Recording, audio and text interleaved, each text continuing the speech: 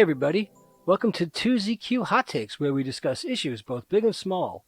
I am your host, the very handsome Tim Kirk, and this time I'll be talking about expiration dates. Some of us are really good at recognizing them and taking action long before that happens.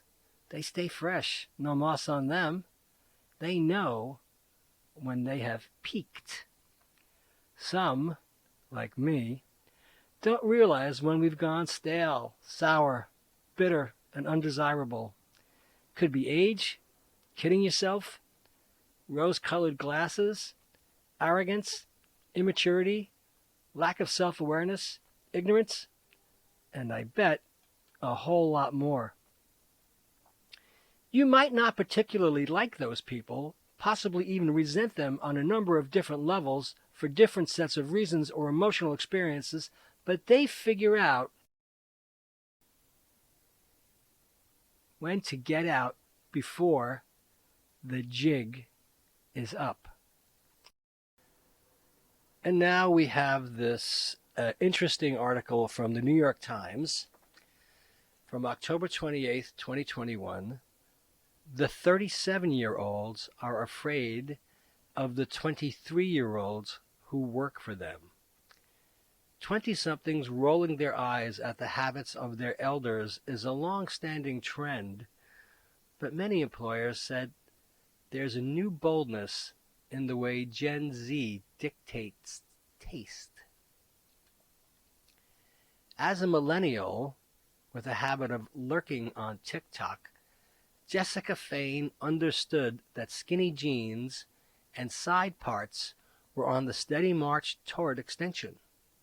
But when Miss Fain, who works as a product manager at a large tech company, heard that some of her favorite emojis might also be confronting retirement, namely that laughing, sobbing face, she decided to seek the counsel of her junior colleagues.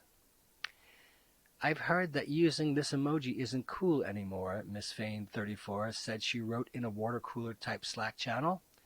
"Yeah, I only use that emoji at work for professionalism," she recalled a younger employee replying. "Hate to break it to you, Jess," with an H8 and the number 2, break it to number 2, lowercase u, Jess.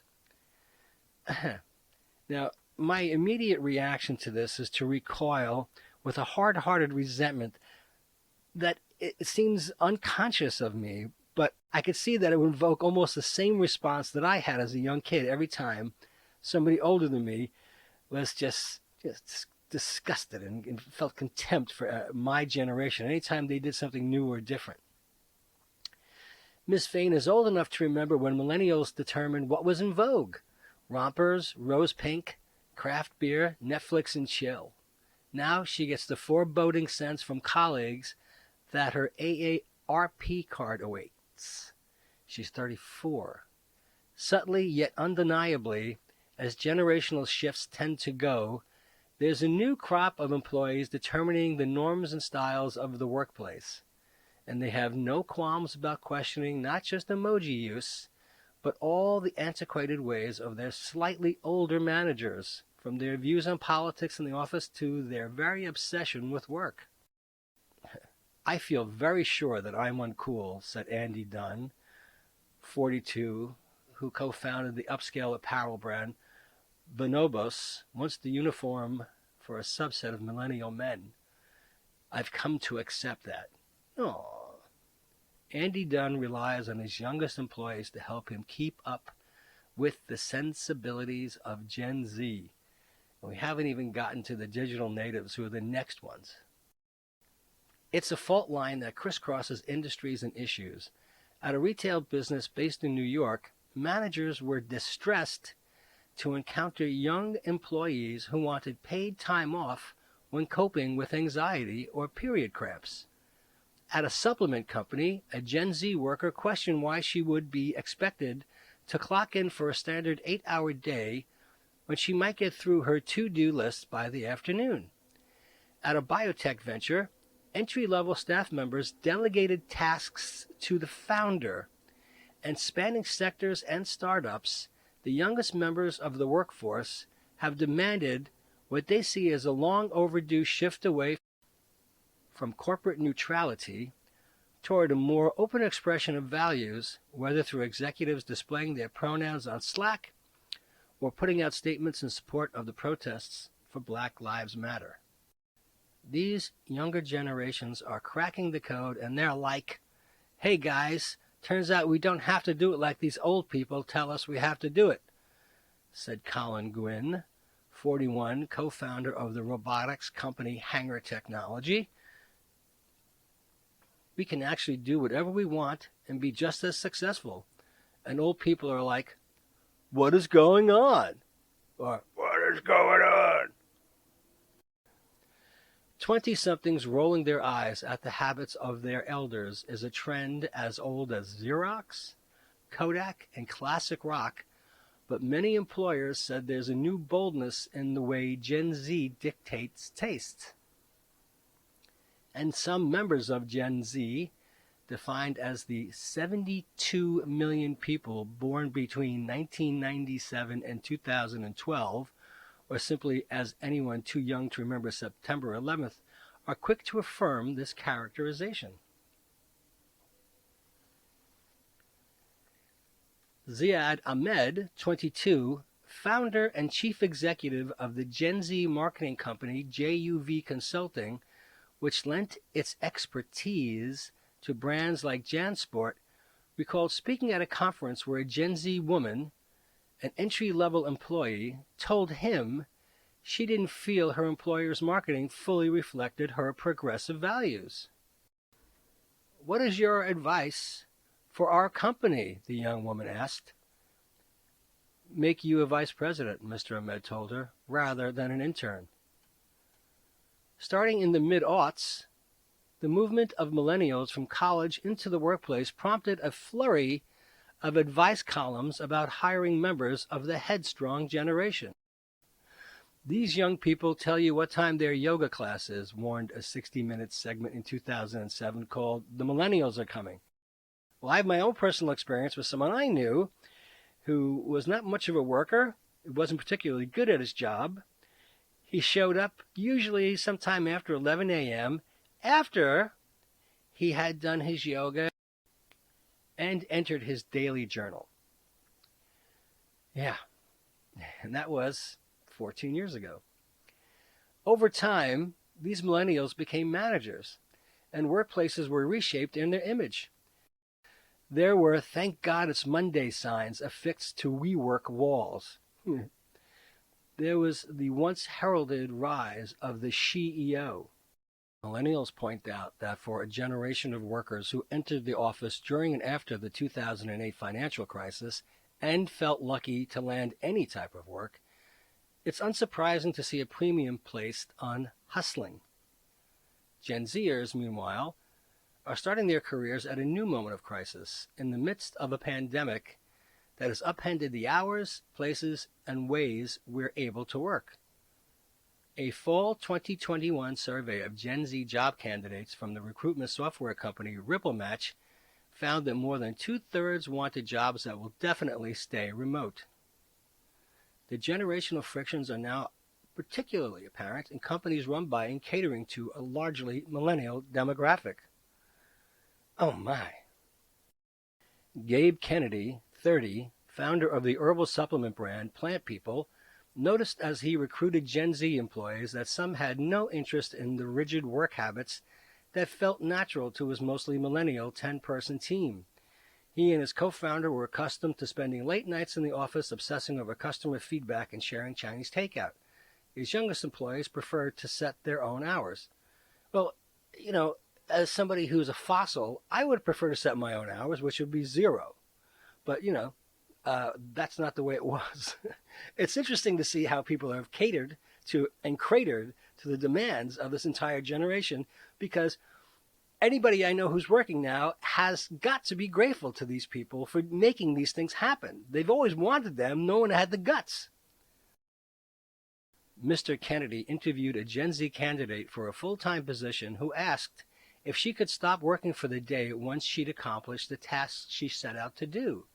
he responded that a role was expected to be a 9 to 5.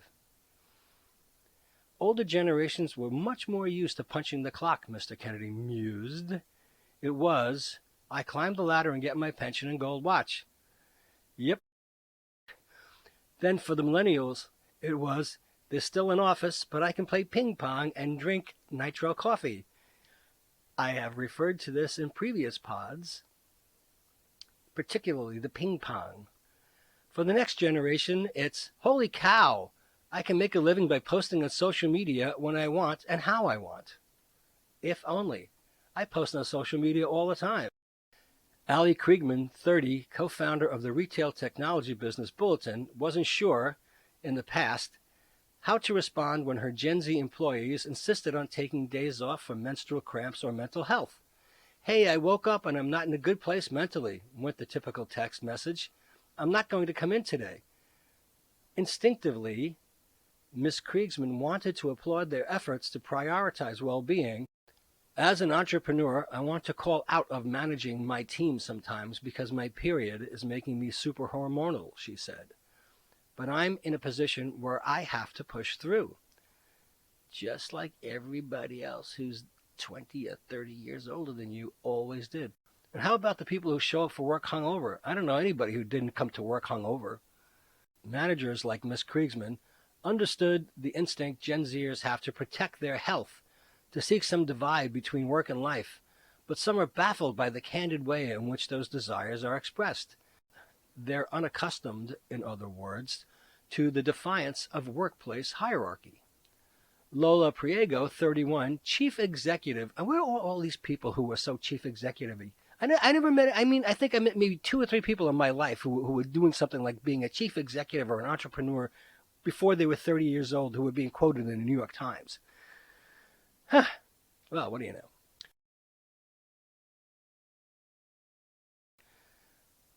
Lola Priego, 31, chief executive of the lab testing startup Base, had to laugh when a Gen Z employee sent a Slack message assigning her a task to complete.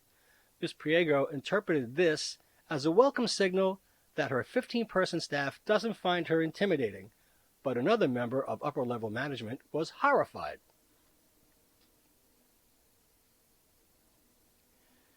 Polly Rodriguez, 34, chief executive of the sexual wellness business Unbound, said, when I was entering the workforce, I would not have delegated to my boss. Gen Z doesn't hesitate to do that. Has anyone checked on the kids? They're talking differently, texting more, wearing the wrong clothes, still texting. Do they ever put down their phones? Researchers call this the kids these days effect. What researchers call this? Really? What are these researchers really?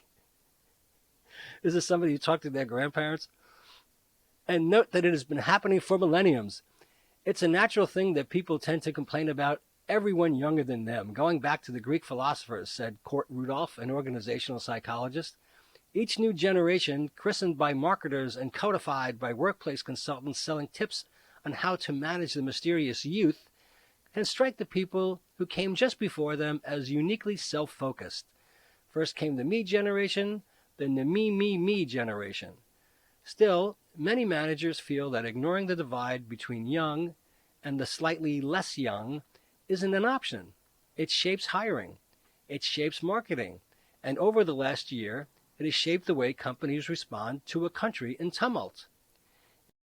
In June 2020, as Black Lives Matter protests swelled across the country, the Slack channels of corporate America faced their own form of reckoning.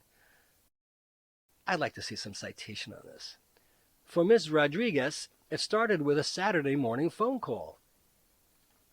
Ms. Rodriguez's co-founder at Unbound, which sells vibrators, called to say that their social media manager, a younger employee, wanted to know what the company planned to do to support the protests. Ms. Rodriguez didn't usually receive calls on the weekend. She knew that for her employees this signified a state of emergency. but she also wanted time to plan the team's response. Within days, her company hired a diversity, equity, and inclusion firm to offer employee trainings and started a fundraiser for a group supporting sex workers of color. Ms. Rodriguez is one of the many managers who recalled her Gen Z employees being the first and most vocal and urgent companies to demonstrate their support for the protests after George Floyd's killing.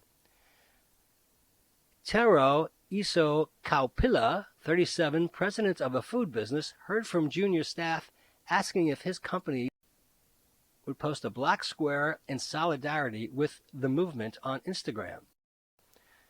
Elaine Purcell, 34, co-founder of the maternity care startup Ula, got a Slack message from one of her youngest workers after the shootings at Atlanta area spas in March, asking what the team could do in solidarity with Asian Americans. To many corporate leaders, this invites a welcome correction after decades when businesses were largely silent on racial inequities, both within and outside their offices. But some managers are also struggling to balance the demands of their employees for political engagement with their own sense of what's appropriate for their brands. You talk to older people and they're like, dude, we sell tomato sauce, we don't sell politics, said Mr. Kennedy, co-founder of Plant People, a certified B Corporation. Then you have younger people being like, these are political tomatoes. This is a political tomato sauce. Many are aware, too, that a misstep can lead to backlash or call-outs from staff. Some young former employees are much more willing to burn bridges, Ms. Rodriguez said. To me, it's short-sighted. Is it worth the social clout of getting gratification on social media but then trashing someone who could continue to help you professionally? Mr. Dunn, who left Bonobos and is now founding a social media company, hired a Gen Zer to read a draft of a book he's writing and notify him of any potentially insensitive or inflammatory language. Within a day, she left 1,100 comments in the document. Mr. Dunn has also been trying to monitor his gendered language in the office. Instead of guys, saying people, or better yet, y'all. I'm like, let's go, y'all, even though I'm from Illinois, Mr. Dunn said. I had a wake-up around Juneteenth when someone was like, hey, are we off? I was like, oh, of course we're off. But I hadn't thought about that. For Mr. Dunn, it was a reminder of how much he relies on his youngest employees. He's fluent in millennial, but that doesn't mean he knows all the sensibilities of Gen Z. He realized that knowledge matters for his bottom line. Entry-level employees might scold him, but they also know what their peers like. You want to be close to the culture, Mr. Dunn said. At many businesses, Gen Z employees are given the increasing leeway to drive internal culture too. Emily Fletcher, 42, who runs Ziva Meditation, noticed that at her company retreat, the junior people were the ones who were the most comfortable stretching the bounds of what is considered professional conversation. This became apparent when the staff participated in an exercise she calls the Suffy Awards, sitting around a campfire and sharing personal sources of suffering from last year, trying to one-up one another as corny award show music played in the background. It was the Gen Zers, Miss Fletcher said, getting the most vulnerable by speaking about partners cheating on them or the loneliness of a solo quarantine. They celebrate human emotion instead of having an outdated framework of what corporate should be, Miss Fletcher said. Her company culture has relaxed even more, she added, since the departure of her oldest employee, who was 48. Now everyone feels safe to be a little more weird. I cannot tell you or express strongly enough how weird everybody is their entire lives. As the millennials have made clear through their own workplace ascent, one generation's weird can quickly become the new normal. I think it's already happening, said Mr. Ahmed, the Gen Z consultant. Do I think we already control the power? No. But we're pushing the envelope. He said pushing the envelope. That's something a boomer would say. And for his part, he confirms that the laughing, sobbing emoji is dead. It's an ironic thing. It's kitschy. I would usually just say, LOL. Well, isn't that nice? From Wikipedia, expiration date. An expiration date, or expiry date, is a previously determined date after which something should no longer be used, either by operation of law or by exceeding the anticipated shelf life for perishable goods. Expiration dates are applied to selected food products and to some manufactured products, like infant car seats, where the age of the product may impact its safe use. My own personal perspective on expiration dates is that, having been around people who are kind of slick and oily, you sometimes consider them hit-and-run artists. They come into an organization, they make a lot of noise, they say a few salient things in important meetings, they boomerang off the walls, and they're gone. But they've taken the imprimatur of the organization that they've made that impression on, ratcheted up their professional pedigree, ratcheted up their salary and their next asking price, and they happily move on from place to place. The legal definition and usage of terms will vary between countries and products for expiration dates. Different terms may be used for products that tend to spoil and those that tend to be shelf stable. The term used by, how many feel like that's happened to them, is often applied to products such as milk and meat that are more likely to spoil and can become dangerous to those eating them. Such products should not be eaten past the date shown. The term best before is often applied to products that may deteriorate slightly in quality but are unlikely to become dangerous as a result, such as dried foods. Such products can be eaten after their best before date at the discretion of the consumer. Storage and handling conditions will affect whether and when an item will spoil, so there is inherent variability in dating. Yes, as in dating life, as in your half-life, as in your usefulness, your utility to others, your perceived abilities, your perceived appeal, your reception to others. Arbitrary expiration dates are also commonly applied by companies to product coupons, promotional offers, and credit cards. In these contexts, the expiration date is chosen for business reasons to provide some security function rather than any product safety concern. Expiration date is often abbreviated EXP or ED. Generally, foods that have a use-by date written on the packaging should not be eaten after the specified date.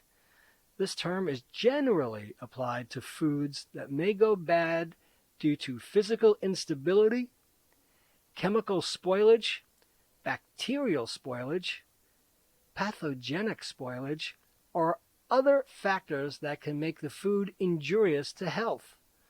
Milk, meat, fish, and eggs are all subject to spoilage. Such foods should be thrown away if past their use-by date or if showing signs of deterioration, such as changes in the smell or color. Fruits, vegetables, breads, and other baked goods can also spoil but may be less likely to become dangerous. It is important to follow storage and preparation instructions carefully for perishable foods. Some products may require a refrigeration. Others may need to be cooked to particular temperatures. Bathroom products and toiletries usually state a time in months from the date the product is opened by which they should be used. This is often indicated by a graphic of an open tub with the number of months written inside. That is, 12M means use the product within 12 months of opening.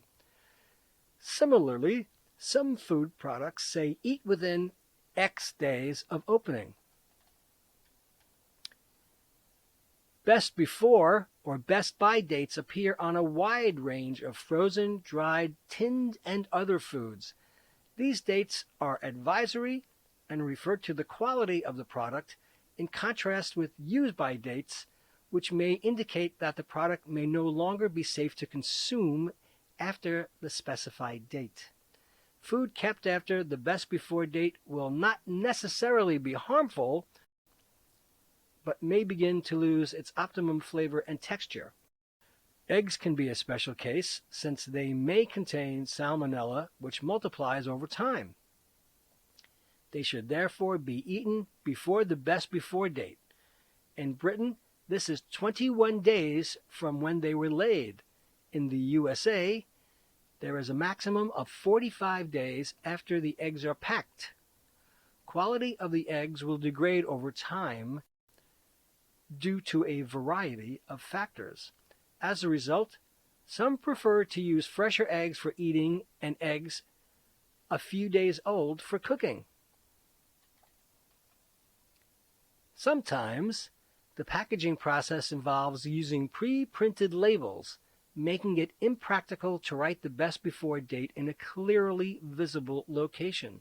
In this case, wording like best before, see bottom, or best before, see lid, might be printed on the label and the date marked in a different location as indicated. Sometimes is used 0001.01.01 marking of expiry date. That means that after opening of the product, it should be used in line with the instruction and can't be transferred to other person. I have no idea what that means. Open dating is the use of a date stamped on the package of a food product to help determine how long to display the product for sale. This benefits the consumer by ensuring that the product is of best quality when sold. An open date does not supersede a use-by date if shown, which should still be followed.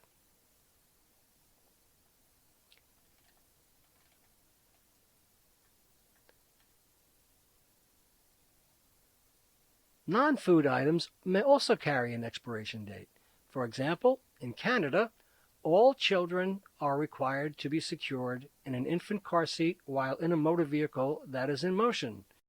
Users are required by law to follow manufacturer's directions.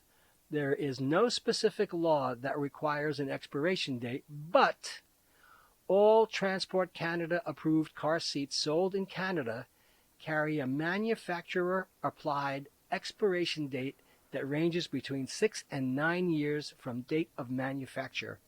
The rationale is that car seats are subjected to heat, cold, sun exposure, abuse by the children, and long-term storage between children, all of which can degrade the structure and function of the car seat and fail in a crash.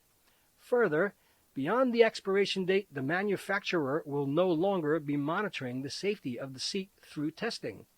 Transport Canada advises to destroy an expired car seat and dispose of it at a landfill or recycling facility, and never to give an expired seat to someone else or to charity. In the United States, the Food and Drug Administration notes that a principle of U.S. food law is that foods in U.S. commerce must be wholesome and fit for consumption. However, with the exception of infant formula, The United States government does not require or specify uniform terminology for use on food labels. The use of date labeling is entirely at the discretion of the manufacturer, and dates on labels do not indicate product safety. U.S. law does state that labels should be truthful and not misleading. Specific foods may be subject to regulations from the Food Safety and Inspection Service. The expiration date of pharmaceuticals specifies the date the manufacturer guarantees the full potency and safety of a drug. Most medications continue to be effective and safe for a time after the expiration date. A rare exception is a case of renal tubular acidosis purportedly caused by expired tetracycline. A study conducted by the U.S. Food and Drug Administration covered over 100 drugs, prescription and over-the-counter. The study showed that about 90% of them were safe and effective as long as 15 years past their expiration dates. Joel Davis, a former FDA expiration date compliance chief, said that with a handful of exceptions, notably nitroglycerin, insulin, and some liquid antibiotics, most expired drugs are probably effective. This is all great information. However, many of us never recognize the corresponding human expiration dates as they relate to themselves. We can see it in others. Too old for that. Grow up. Or seriously out of it. So old. Or that was so last year, etc. We all know the best if used by stamp on everything we purchase, but we rarely apply that to aspects of our lives. I can still do it becomes meaningless. Age is just a number. Don't believe those platitudes. Your body breaks down. You tire more easily. You long for serenity. You naturally slow down. I'm not really interested in seeing a 98-year-old skydive or run a marathon. If you can, sure, that's great. But it is absolutely not going to inspire me in any way. It's a novelty with very little relevance to my existence. There's also the 30 under 30 taking the fill-in-the-blank by storm. The confidence of internet posters who not only avoid fact-checking but adopt a completely misperceived view of a topic, theme, or actual historical event or series of events to fit a contemporary narrative. Yeah. Life's a journey, yeah. It's got its ups and downs, yeah. You just have to go along for the ride, yeah, blah, blah, blah, blah, blah. Also, realizing that although you may feel frustrated and confounded, you might have to reckon with the idea that what you were doing and how you were living is as lucky or fortunate as it is ever going to get for you. I'm jealous of all the people who not only see, but read and take the clue from the writing on the wall. Me, I am a dope. I have spent far too much of my life in the naive belief of thinking good thoughts, and by gosh, the best will come about as a result of my wishful thinking. Yeah, I have done that far too long, and if not as a way of life, a distinct facet of my psyche, whether muted or prominent, has been there, coloring my perceptions and dulling my intellect. So, when it hits you after you realize that you were older than the parents of most of the people you are around every day, and may indeed be past your expiration date. It just happens. It strikes you. The smarter people I have known have had a much more I'm just passing through mentality, and they have been criticized as hit-and-run types. But they have been successful to a great deal, where sticking around and hoping for the best outcomes is not too forward-thinking, but I think we all want a place to dig in and lick any wounds, nurture a path, or just be a way station in life, and then things happen.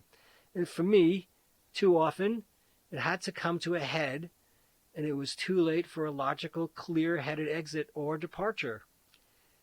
You got stuck. It is your fault. There is fault there.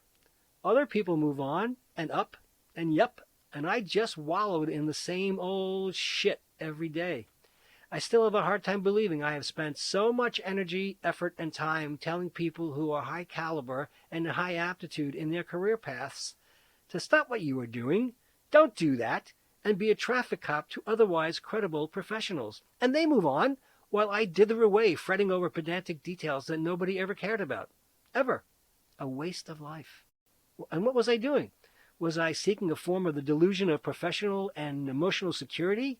Sure didn't get any financial security. I was thinking about somebody I titularly worked with many years ago who was a bitter, bitter person who had a tough childhood, adolescence, and deeply resented his father's illness.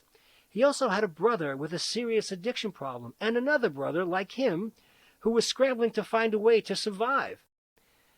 He became enamored of the militia mentality, and he and his brother bought a place upstate they turned into a B&B of sorts, which catered to the anti-government faction of society, somehow a faction of people looking for B&Bs.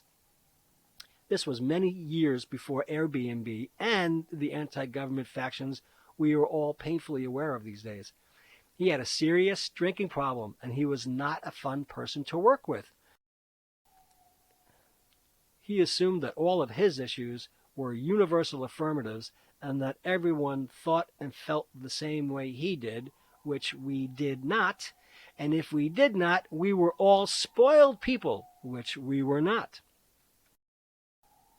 Hard to reconcile that you are the cause of poor end results based on inaction or lack of planning, commitment, intellectual development, discipline, rigor, common sense, vision, talent, temperament, and other variables which affect your performance and abilities. My sense of vanity, my ego, and my long-held misperceptions have all been either challenged or burst by the experience of the pandemic, where facets of life, whether cultural or business or personal, have dispensed with any organic progression into obscurity and or obsolescence. It just happened. While we are all attempting to adjust and using select words like pivot and new paradigm and whatever to embrace the changes that are taking a strong foothold in our world, we are, I think, almost forgetting that we are laying to waste that which, although may not be Hollywood, are still vital and necessary functions we all hear about, such as supply chain issues, and people don't want to work, or however that evinces itself around you. But the nuts and bolts still need to be maintained, or things fall apart. I know there is widespread mentality of there's an app for that, but at the end of the user experience with the app, there is a guy with a wrench and some WD-40 making sure the nuts and bolts are tight and lubricated and well maintained. There's going to be somebody who knows how to do things the hard way, not the horse and buggy way, but the way the actual concrete mechanisms and procedures really are, and not just the throwaway dispense with your mundane, menial, low-worth tasks, because that is bullshit. There are so many people who stand to and currently gain lucratively from evangelizing the future, and AI and bots and apparatus which will rid us of hands-on labor and physical stress and pain and wear and tear. But not for everyone. We still don't have universal broadband in this country. I have a pointed memory or multiple memories of people who very matter-of-factly decided that they can have or have discharged of responsibilities or dispensed with an obligation, and with the wave of their hand it had been miraculously taken care of. Similar to being in a group meeting where an important point, especially based on an org mission statement and business goals, is agreed to in principle, but dies on the vine because nobody embraces the practical reality of it. So everyone was completely full of shit, and it shows. And as it turns out, there is no lesson plan for that, especially coping with today's climate. We all have been whistling in the dark and spitballing the whole time, and have been impressed with some people's apt calls and good luck with potshots or ability to size up potential and keep their aim in a specific area which benefits them, But for the most part, it is and always was a clusterfuck. Just watching someone I know a little bit do a Facebook live stream as he strives to get a difficult job and lamenting his age and the loss of relevance and potency as he is aging, and I commiserate and sympathize with him. I have always greatly disliked the scuttling of so many people's careers before they get to the last few important earning years where they can solidify the very necessary nest egg which they have been putting off so many years due to a wide variety of reasons and root causes. But once you get there, it doesn't matter because you just don't matter anymore. You become the crank. Your opinion is heard at a lower volume. 2021, I'm famous. Nothing matters. Nothing at all. It's like being in hell. The sickest part is that you're an eternal optimist. Thanks for listening. See you next time. And as the kiddies say, peace out.